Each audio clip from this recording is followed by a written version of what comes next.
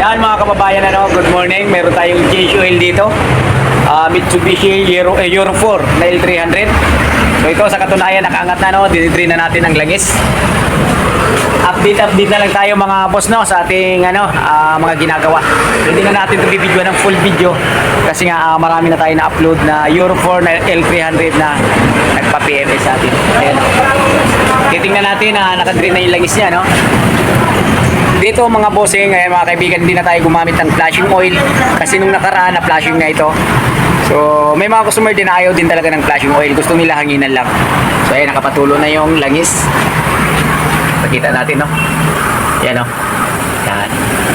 Alright mga boss, mga kaibigan, yan, mga kababayan, update lang tayo sa ating mga ginagawa, So at saka na tayo mag-full videos ng mga ginagawa natin na PMS. So ito yung oil filter.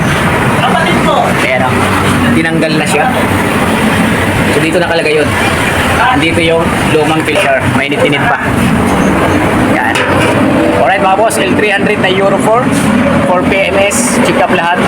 Alright, so ang gagamitin na lang is ay ipapakita natin ano lang to, mineral oil pang 5,000 kilometers. Pakita natin. So ito mga kaibigan yung ginamit natin na oil sa kay L300. Ayan, ang capacity niya ay 6 liters na, ni Euro 4. Ubus na to lahat, 6 liters to. Okay.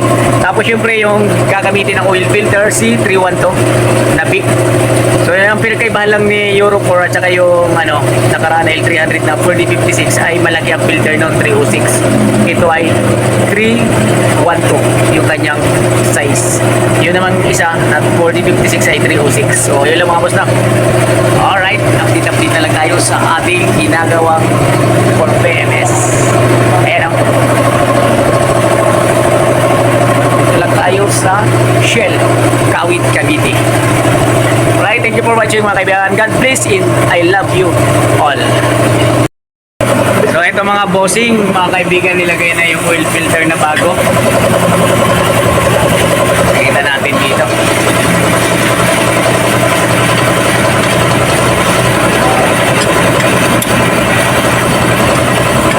Tapos wala nang natulo na langis.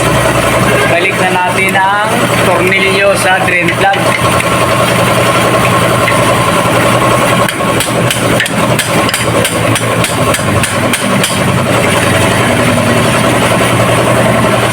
Okay, ito 17 17 ang size niyan.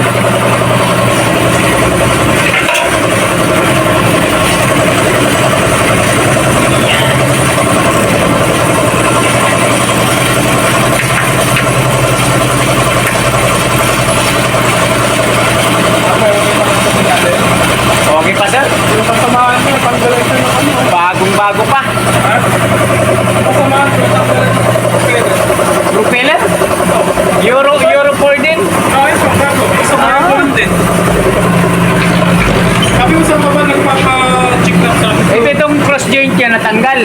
Ito lang din. Ito, mismo na nagdag. Saan bumigay dito yung mga tornilyo? Yung mga tornilyo na yan, baka lumuwag. Ano nga natin din, Brett? Ano mga nyo? Yung mga katursi niya. Double check mo lang. Ito. Lang, baka may lumuwag. Saan ka Malaman to nagpapalita? Sa kasa doon. Basa, dapat sinicheck lagi yun. So mga belt mo naman, makakapal pa. Ay ba? Ilalim ko yung dapat natin. Wala pa yan. Grasa mo, meron pa. Ayan nakabukol pa sa mga full joint. So ayan, grasa niya Marami pa mga grasa itong mga idol okay naman nyo? Okay naman. Mas maganda na yung nag-check up. Eh, yung gulong pa sa maganda sa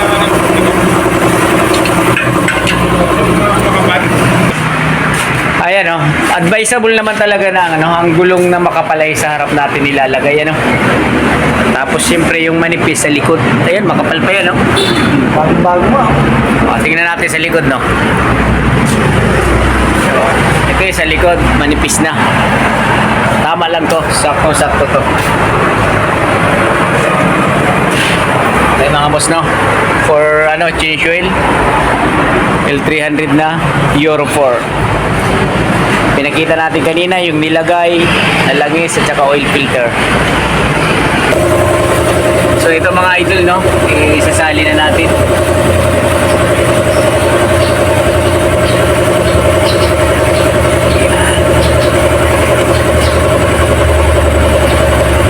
Busin na natin yung 6 liters.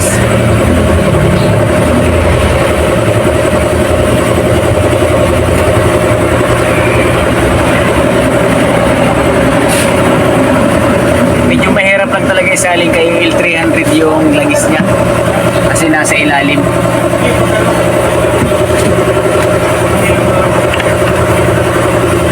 Yan. Alright.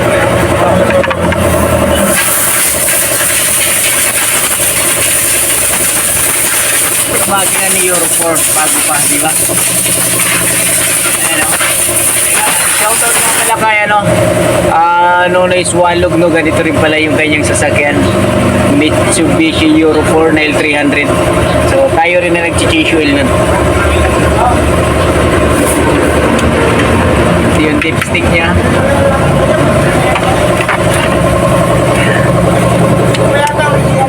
Mga boss naman, na lang, subscribe na lang ng ating YouTube channel kasi malapit na tayo mag 1,000 subscriber. Isang pimbot na lang ay makukuha na natin yung ni YouTube.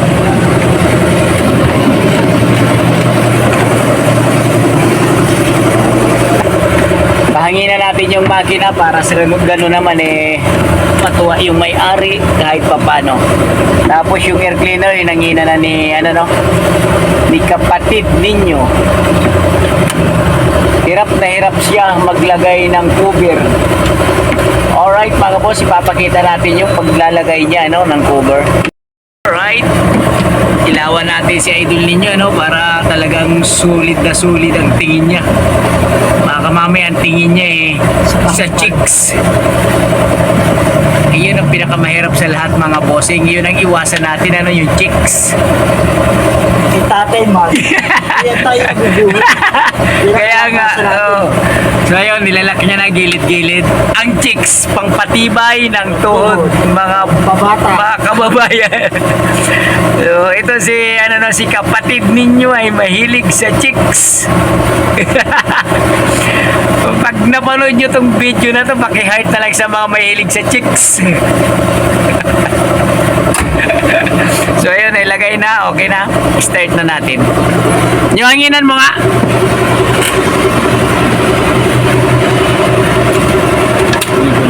Sige sir. Susi mo ba sir dito?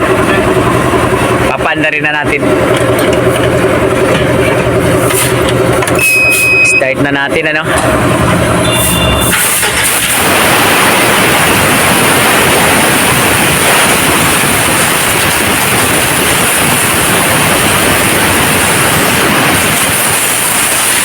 Alam nyo mga kaibigan, yan yung mga binabayaran ng customer, yung malinis na gawa. Kahit wala tayong car wash, diba? Mahangin-hanginan din yung makina.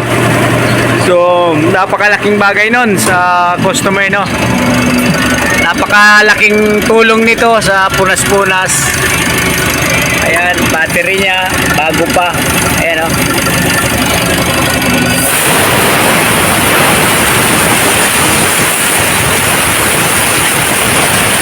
So, okay. Patay uli para ma-check yung langis.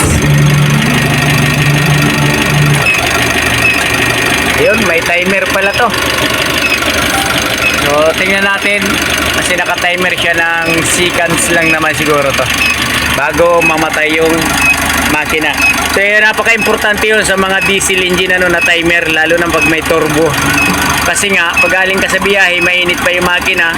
Hindi ka agad-agad siya mamamatay, Kasi nga doon nasisira yung ng turbo pagka agad-agad papatay mo at naka-off agad ang engine. So yan yung malaking bagay sa timer mga idol, Yun. Ayos, namatay din siya sa timer. So checkin na natin yung langis. So ito na yung oil level natin mga idol, no, sa pangalawang butas. So hanggang dyan lang siya, 6 liters ang capacity ni Euro 4. Alright mga boss, no, like and share na lang ng ating channel Gis Mechanic. Thank you for watching.